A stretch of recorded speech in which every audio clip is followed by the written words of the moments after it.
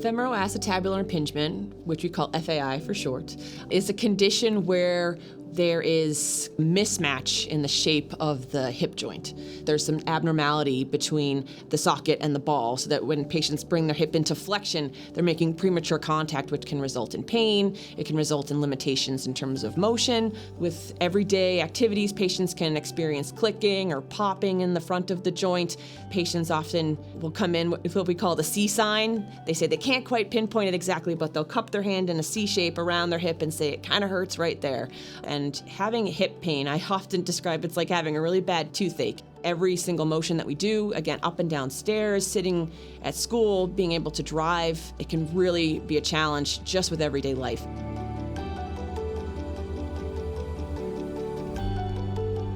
The pain can typically start low grade, maybe just a little bit with activity, but if it's get worse, then it can start bleeding into normal life and creating pain with even upright activities like walking and climbing stairs. So some people, unfortunately, are more prone to developing hip impingement. We know that males are more commonly affected than females. We also know that patients who are athletes or involved in particular sports are more likely to develop hip impingement. Say 60 to prone internal, 30 to prone external. FAI really is a diagnosis that has to be made by putting together all of the information. You need to have a good physical exam to see how the hip moves, how a person's walking, what their range of motion is like. You have to get nice quality x-rays to get good understanding of how the hip looks in 3 dimensions. Sometimes we need advanced imaging studies like CAT scans or MRIs as well to make the diagnosis. And one of the key parts of making the diagnosis is actually getting a good history, understanding how the patient is feeling, what type of pain they have, what kind of activities are painful, and what positions are most problematic. And that's really key for making an accurate diagnosis.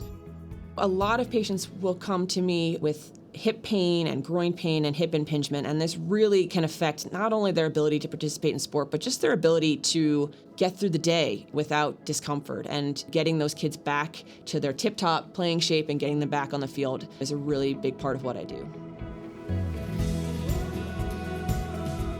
So typically when a patient presents to us with FAI, we do start with non-operative management. That means that we talk about activity modification, prescriptions for medications, sometimes really strong anti-inflammatories that can help to kind of relax agitated or inflamed muscles around the hip.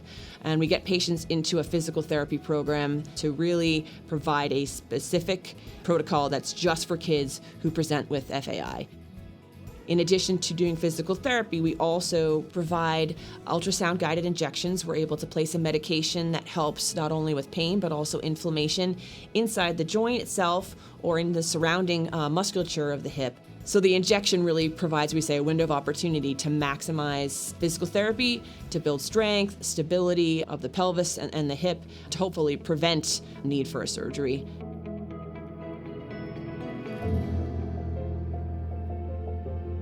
We start to talk about surgery for patients who have failed non-operative interventions. Hip arthroscopy is a minimally invasive way to manage a number of conditions inside the hip. I think it offers a lot of benefit because it is minimally invasive. It's done through small portal sites. We don't have to make large incisions. We don't have to dissect through a large amount of musculature. I tell a lot of the kids it's like playing a video game. You're kind of watching what's going on inside the hip up on a screen, and then we're able to do all of our work kind of outside the body. So a lot of patients can forego a larger surgery, which unfortunately can mean a longer recovery by having hip arthroscopy done.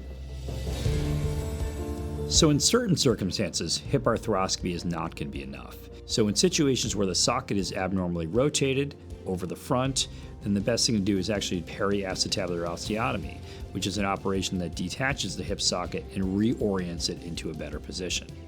Similarly, if there are rotational problems on the femur bone, then sometimes we have to do what's called a derotation osteotomy. And that's a procedure where the femur bone is actually cut, rotated into a better position, and then fixed with either a rod or a plate. Now, some of these procedures seem and sound pretty drastic, but there are certain situations where it is the better treatment option, so they can get back to the field and back to their activities as soon as possible. It's important to see a pediatric orthopedist who has a specialty in femoroacetabular impingement. Kids have unique skeletons that are growing, and any kind of treatment really needs to focus on the unique aspects of the pediatric skeleton. I really impress upon the kids that surgery is the first step to recovery. It's certainly not the last. So after surgery, most of our patients will undergo a long postoperative course of physical therapy. And that really is to get their strength back, getting them going up and down stairs, working on their agility, their flexibility, all those types of things that hopefully will help not only get them back on the field, but help prevent another injury in the future.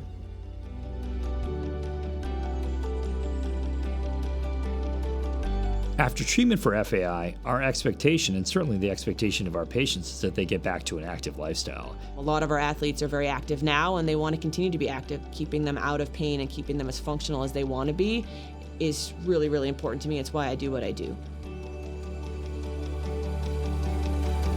When they have that smile on their face and they come back for their post-operative appointment and they've been able to do what they haven't been able to do for several months or years, that's when I just go home with a great feeling. That's exactly why we wake up in the morning and come to work.